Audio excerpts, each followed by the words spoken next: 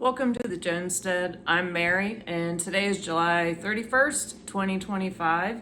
And this weekend in Virginia is the tax holiday weekend. Isn't that nice of them? And that runs from August 1st through August 3rd. So that starts tomorrow. We are already currently in our hurricane season. And the hurricane season, as I'm sure you all know, runs from June 1st to November 30th, which is actually longer than I was expecting.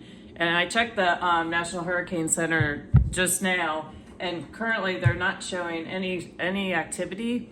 But as we all know, as crazy as the weather's been lately, that can change pretty quickly.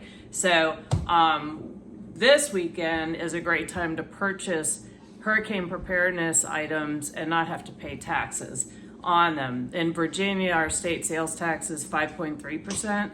Where I live, it's 7% because we have an additional regional transportation tax, unconstitutional, but that's a story for another day, and also a hospitality tax. So we have a 7% tax.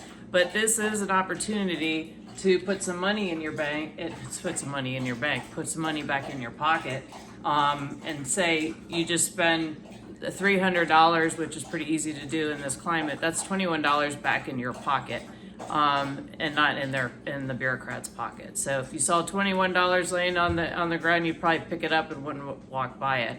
And so what I'm going to do is I'm going to talk a little bit about some of the opportunities you have to purchase items for hurricane preparedness without having to pay taxes on them. And if you go to, you can just Google sales tax holiday. Go to the website is tax.virginia.gov. And they have all the information specifically for the sales tax holiday. Let's see here, let's go back here to the main. And they have it broken down into three main categories for purchasing.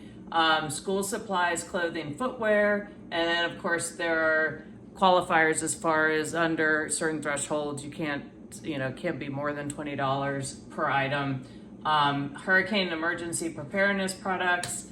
And for example, portable generators, $1,000 or less per item. And then of course we have Energy Star and WaterSense products, which those are all of our favorite water products that you can never get water out of. But anyway, so I wanted to just kind of highlight a couple items on their lists, and you can go to this website, look everything up yourself so you can kind of plan ahead. But I wanted to kind of pull some things out that I thought would be helpful as far as hurricane preparedness.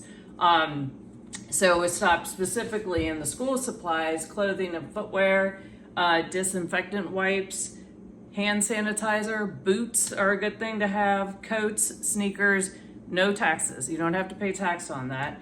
And then if we go to, then they also have a list of ineligible. So if you need a wig and a hairpiece, you have to pay tax on that.